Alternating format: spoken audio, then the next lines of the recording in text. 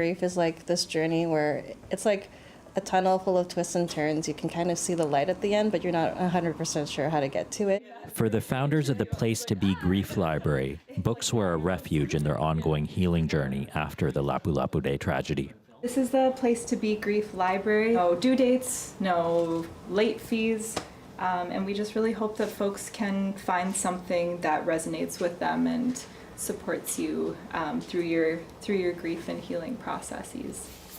It was founded by Danny and Asia Sidlowski and Natalie de los Santos as a free library supported by community for people who need grief resources.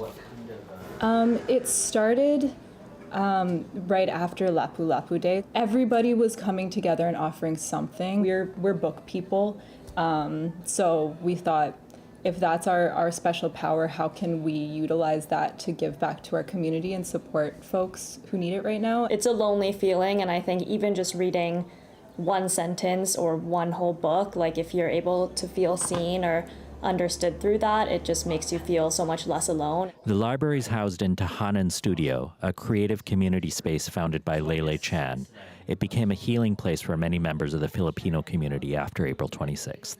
Tahanan is the word for home in Tagalog, but the root word of tahanan is tahan, which means to stop crying. And when you add an to the end of the word, it makes that verb into a place. So it is literally called the place where you can stop crying. A space to come as they are, and all of it would be okay.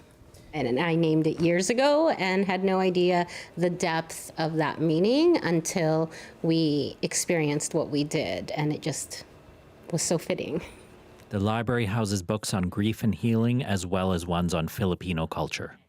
A lot of the books have been borrowed, and a lot of them have been for children in schools that they've had friends or family members impacted. So we've had like a couple of counselors ask us to access our supports, and they've asked us, like, we're not Filipino, is that okay? I said, of course, absolutely. This is for everybody, and it's not just the Filipino community impacted. So one of their favorites is called Grief is an Elephant by Tamara Ellis Smith and Nancy Whitesides. It starts off talking about how grief is an elephant when you first meet it. But then it kind of throughout the book talks about how grief changes, and it kind of looks like different creatures. And sort of throughout the book, it turns into smaller creatures. So as this child moves through her life, it becomes a little bit less potent and less large in her daily life, but it is always there through to the very end of the book. And yeah, we actually read this when we first got it donated together, and we were crying while we were reading it because it is just so beautiful, and we think that kids will get a lot out of it, but also adults, like our inner child needs to hear it as well. So the space is meant to recognize that the healing process is non-linear and different for everyone. Some people have moved on, and some people are still in the very deep of their grief, because if they were actually there, they're still in the process of like processing what happened and recovery. So I think overall, and feel free to jump in at any point, I think the one thing that I have seen across the board, regardless if someone's still really deep in it or if they've kind of been able to process that a little bit faster, is I think we're coming to a point where grief and joy are living together, because there's a call, or there's just a pull for people to be in community spaces, to be with one another. To the community there's an openness to gather and talk about it more now. So, and I think this is why our library has resonated too, because it helps put words when people want to actually talk about what they experienced on the day and around it. So there's only a certain amount of time off you can have from work, and only a certain amount of time where it's still palatable in our general society to express that we're deep in grief. But part of our work is to open up more conversations about how grief is part of our everyday life, and how it may change shape, but it stays with us forever. And I think it's been really important for us too, because we're doing this care work, but we're also carrying grief in it. And a lot of us have to put on this mask and this performance for the general society and for our workplaces that things are kind of okay now and we're feeling better. But how can we hold space for that thing, that grief, that creature, that friend inside of us that is grief, that comes with us through all the different stages and seasons of our life?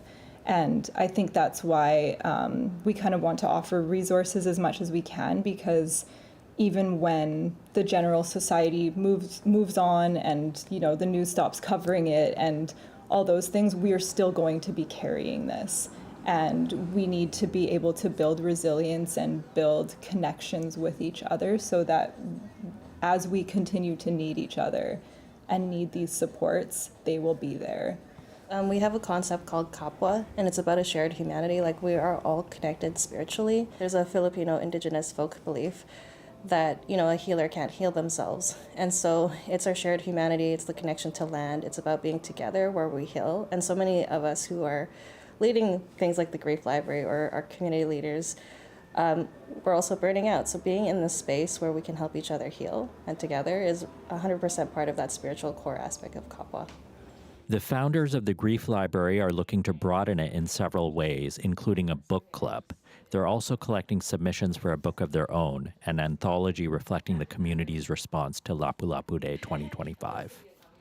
We're publishing Gathering Our Breath, which is an anthology of just collections of writing, art, flyers, prayers, just anything that anyone wants to contribute, because we just didn't want to show all this care work that was being done to disappear on the internet. Like, we wanted to create a little archive of what everyone contributed to, like, even if it's not writing, if it was like just an event flyer that you did, or if it was just like a prayer you sent for someone, we would love to receive these submissions. For Danny, Asia, and Natalie, the library reflects a very Filipino way of responding to tragedy, centered in community.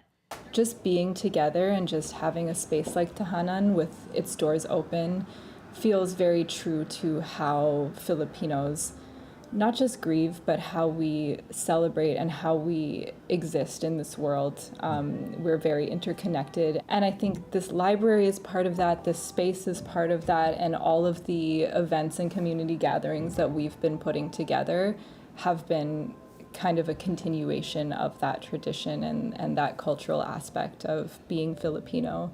And we're all... it helps us all heal to be able to do those things, and we're all very proud to be part of this community. Whether you've been affected by Lapu-Lapu Day or some other form of grief, trauma, loss, and hope that you can walk in and say, one of these books represents me and speaks to me and speaks through me. Gurpreet Kambo, CBC News, Vancouver.